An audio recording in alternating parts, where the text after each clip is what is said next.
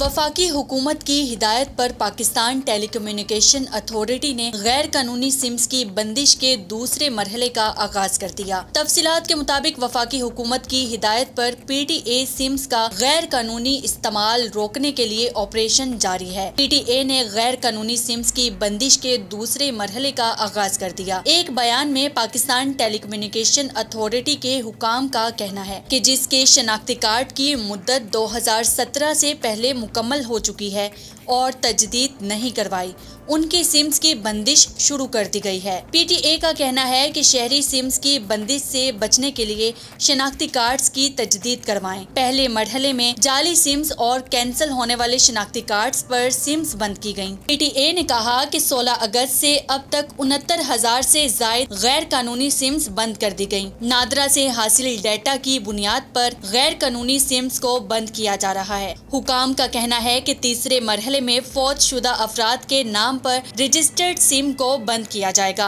Mobile CIMS की बंदिश से कबल सार्फिन को आगाही पैगामात भिजवाए जा रहे हैं। PTA हुकाम ने मजीद कहा, जाली सिम्स मुख्तलिफ गैर कानूनी सरगर्मियों में इस्तेमाल की जा रही हैं। गैर कानूनी सिम्स दहशत गर्दी, माहौलियाती फ्रॉड और दीगर सरगर्मियों में इस्तेमाल की जाती है।